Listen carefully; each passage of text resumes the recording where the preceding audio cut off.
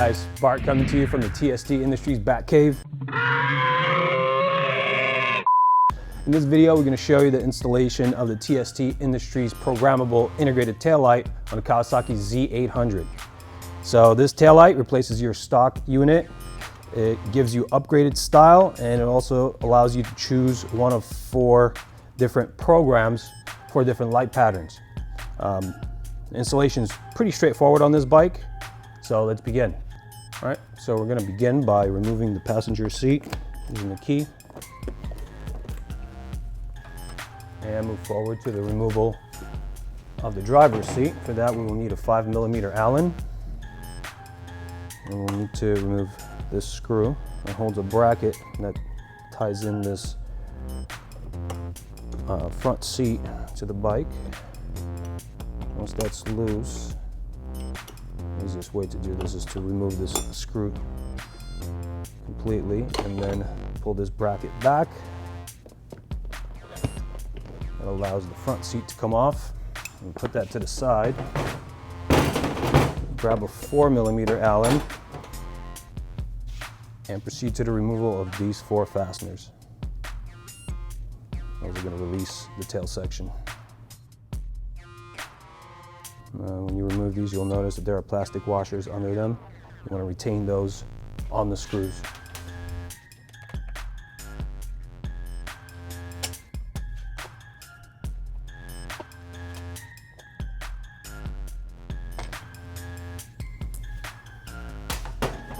Once these fasteners are out, the top portion of the tail can be pulled towards the back, and that clears it from its captive clips here. And then just clear one side and take this off and put it to the side. All right, so let's get the toolkit out. And now, using a 10mm socket, we will be removing these 2 nuts and also these 2 screws. Once you crack them loose, it makes it really easy to take out by hand. Go ahead and take this rubber off and replace it later with the toolkit. It's just getting in my way at the moment. Now, manipulating the fender around a little bit will make it easy to take these out.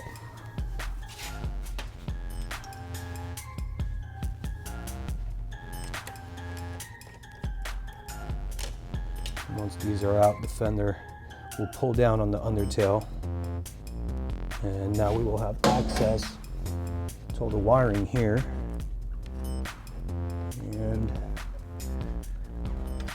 if we take the wiring out to the side here, we'll be able to access the plugs and be able to pull back the boot upstream towards the rear on these wires and expose all the plugs here.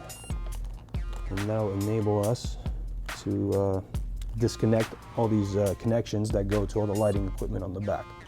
So now, while supporting the fender with my leg here, or you could possibly use a friend to help you with this, I'm gonna unscrew these Phillips head screws that hold the taillight on and also hold this channel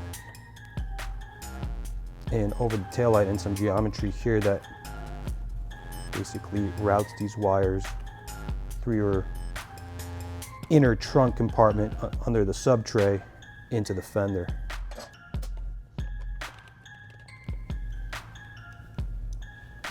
And now I have access to all this wiring here. It'll be easy to manipulate it. So I pull all this stuff out here.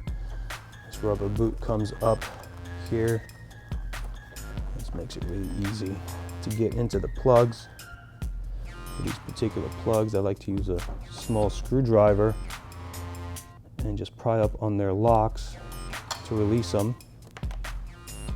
I'll show you guys in just a minute how to release those plugs. So this plug mechanism just has a ratcheting ramp clip here. It's the same as the RAM connectors within there in your harness. I just have a spare one here to show you guys how it works. You can either press on this release button and that'll release this plug, or you could pry up on the locking feature here and that'll also release it. All right, so let's move on to the main taillight plug. It also has a release mechanism that's similar to that, for which I also use a small screwdriver. You basically have to press down on this clip. That releases it. There's one last plug here, Sumitomo type plug. This is for the license plate light. You press down on this feature, that unclips it from its receiving plug. So now I'm just going to slip this boot off to reuse it on my new setup. Works really well if you leave the main taillight plug as the last piece of equipment you will pull down from there. All right, now I will remove the last two fasteners holding the fender onto the bike. They are 10mm heads. Use a socket to undo them. Same as always, I crack them loose first and then just get them out by hand. Now you'll notice within here they are screwed into these threaded press-in nuts. And once you get them pretty loose, they just start spinning around, so you're gonna have to hold them from the top. All right, so now my fender is completely loose. And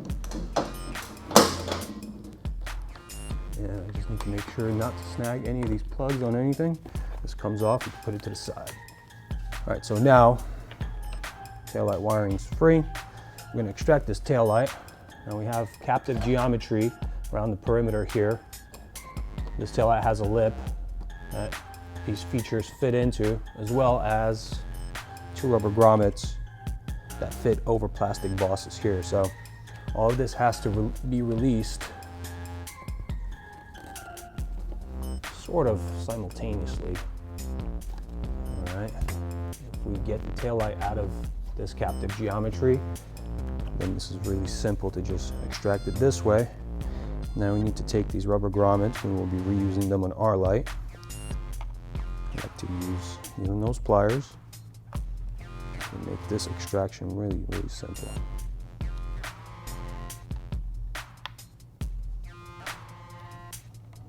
All right, I'm going to grab our taillight.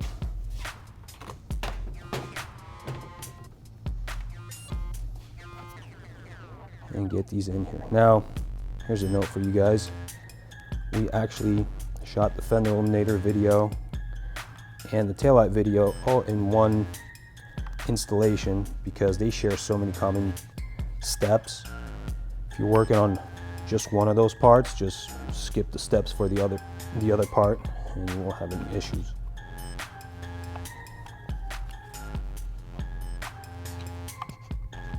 All right, so now these look good. I'm gonna reinstall this taillight in here, get it on the bosses first.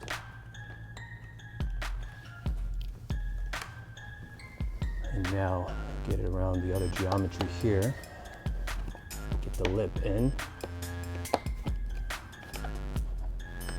Make sure the bottom's also in underneath the taillight here. It has a tendency to catch on this portion. I'll make sure that's all under there. All right. Now we can replace one of those Phillips screws in the top here. I'm going to do the left one because this one doesn't have that routing channel that gets screwed in on top of the wires. That other one will go last. I want to talk about your signaling options for a minute. All right, so this is an integrated taillight. It has the signals integrated into the capsule, right? So for our installation, we will not be mounting any external signals here. So now, if you're doing just a fender eliminator without the integrated taillight, you will be presented with an option to get yourself one of these setups that we have on a different closeout that give you nice LED signals instead of the OEM big fat stalks. And this whole kit attaches to the back of your license plate bracket and also gives you plug and play ability to your OEM harness. So choice is yours. We'll now move on to plug in your new taillight. I'll just get the boot over it first.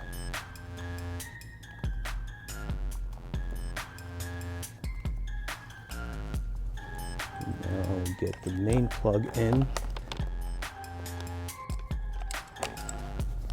Power up the bike, power on one of the signals. I've chosen right. And as I plug into the gray and black plug, I will make sure that I have it configured to make sure the right signal is flashing. So we have the right signal.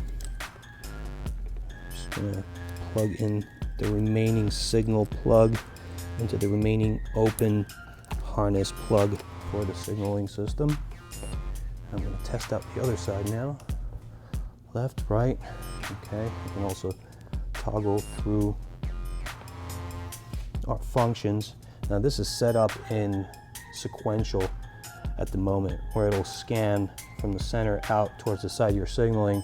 You can't really tell because it's flashing extremely fast, and that is because we've gone from OEM signals that have incandescent lamps, to LED signals that draw much less current. So now your signaling system will be thrown off and will flash much faster.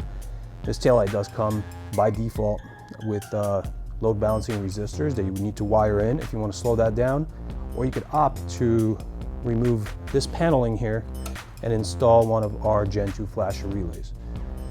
That installation will be covered in a separate video. You guys can link to it at the end of this video, so we'll skip this step for now. I'll just continue with this installation. I'm going to get this boot over all the connections that it's supposed to protect back here. Alright, and once they're all covered and insulated from water potentially getting in, it'll be good to go here.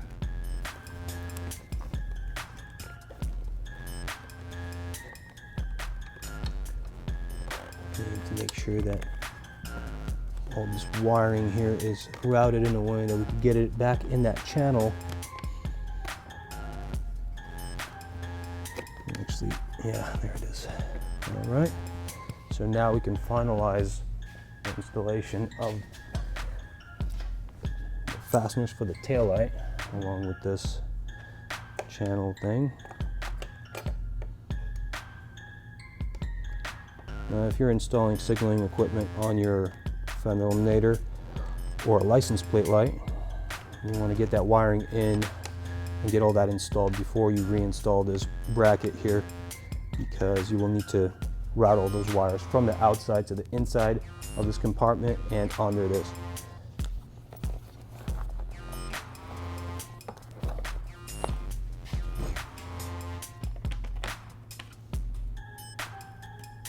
During the reassembly, you want to make sure that this rubber piece is here. If you've replaced your taillight, sometimes they do pop off and stay inside the OEM taillight, so make sure that is in fact replaced.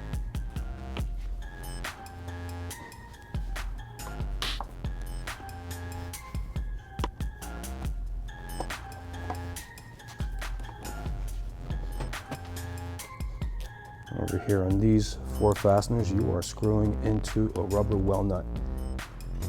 You will not reach a hard bottom stop.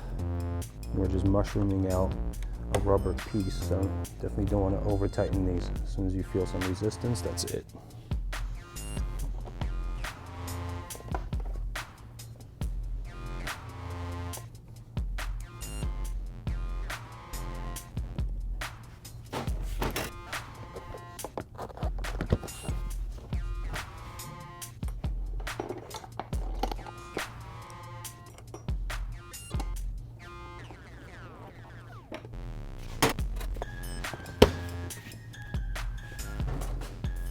All right, so now this installation is complete.